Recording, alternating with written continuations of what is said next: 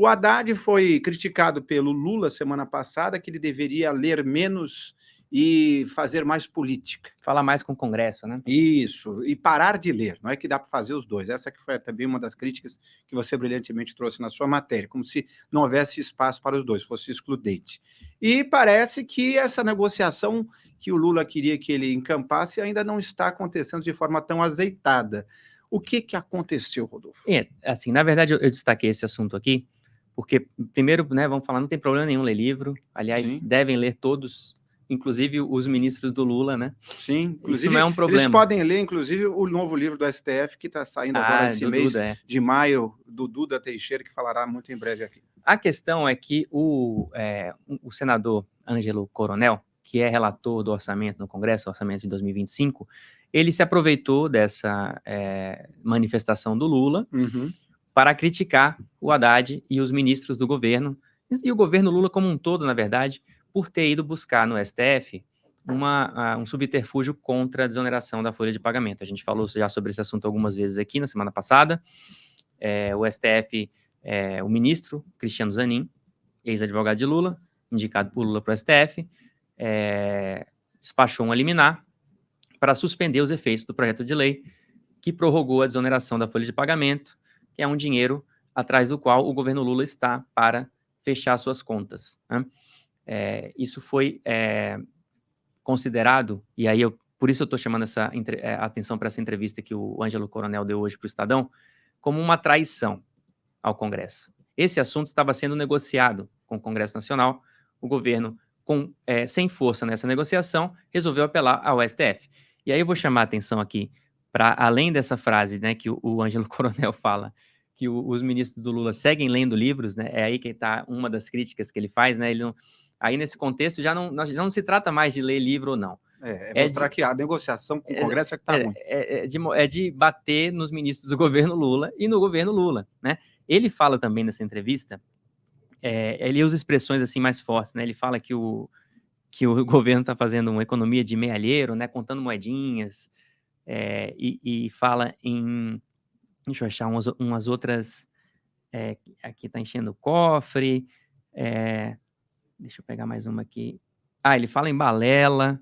Assim, usa palavras fortes. E a questão é que o senador Ângelo Coronel, ele não é exatamente conhecido por palavras fortes. Não é desse tipo de político que está mais aí no holofote e tal. Então, assim, esse aqui são articuladores do Congresso, que ficaram muito incomodados com a forma como o governo tratou essa questão. Atropelando, né? Atropelou e deixou muito desconfortável. E, assim, isso aqui, essa entrevista, nesse tom, o sintoma de como é que estão as coisas para o governo Lula no Congresso Nacional, né? Por isso que eu estou chamando a atenção para isso aqui.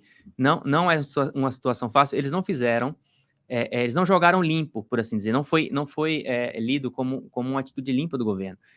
Apelar para o STF, que inclusive o julgamento dessa liminar está paralisado, né? Porque o Fux, foram 5 votos a favor, o do Zanin mais 4, né? Há um voto da maioria. Então, assim, essa liminar do Zanin, provavelmente ela vai ser mantida. E aí o STF, posteriormente, pode julgar o mérito e aí encaminhar melhor essa questão. O que o Congresso está tentando fazer é mostrar que tem dinheiro, tem a previsão orçamentária de onde esses 10 bilhões com os quais o governo estava contando deixaria de contar, né, ou vai deixar de contar via desoneração, né, tem de onde tirar esses 10, né? Esses 10, existe previsão orçamentária para isso, é o que o Congresso e o presidente do Senado já falou que vai fazer, já fez, está argumentando no Supremo.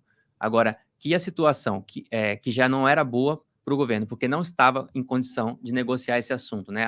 A medida provisória que o Lula apresentou ao Congresso para tentar reonerar esses 17 setores e os municípios beneficiados pelo projeto de lei, já estava sendo desidratada, né? O Congresso já estava tirando um monte de coisa dali. Ao fazer essa jogada, o governo tornou a questão politicamente mais complicada ainda.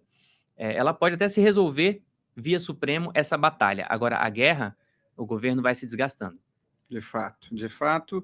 E com isso vai conseguindo cada vez menos sucesso nas aprovações dos seus projetos, e com isso o Lula tem cada vez menos a mostrar em matéria de sucesso, de emplacar as coisas, e com isso também o partido dele e os seus aliados vão se desidratando no ano eleitoral, né? E num campo que já é minado, né? Porque a gente também já destacou aqui outro dia a oposição crescendo, conseguindo aprovar pautas na CCJ, a Comissão de Segurança, que são comandadas por opositores do governo, né? Uhum. E isso aqui desgasta o governo com seus aliados. Pois é. Aí, assim, já está difícil a situação no Congresso, porque é pancada toda hora no governo, né? Aproveita o projeto, por exemplo, para punir sem Bolsa Família, entre Sim, outros os benefícios, invasor de terra, né? Sim. Então, assim, vai machucando o governo, a oposição e a situação, né? Que é o Ângelo Coronel do PSD, é um partido da base, vai desgastando o governo e vai tornando a situação do Lula e de seus ministros muito mais desconfortável no Congresso.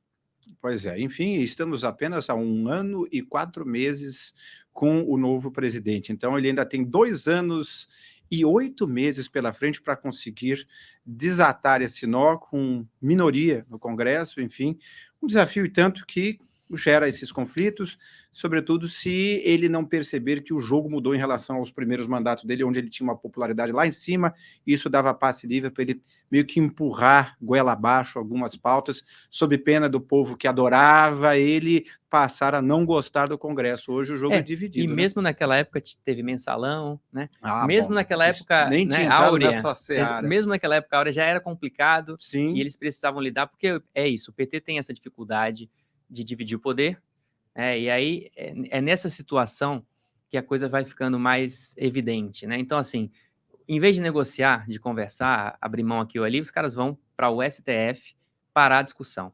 Aí realmente fica difícil se entender e aí depois defender, né? Porque é isso, depois vão acusar que aí é golpe, que não pode ser feito, mas eles buscam esse atrito, não conseguem se entender, não querem se entender, não querem dividir, e aí depois não tem do que reclamar, né?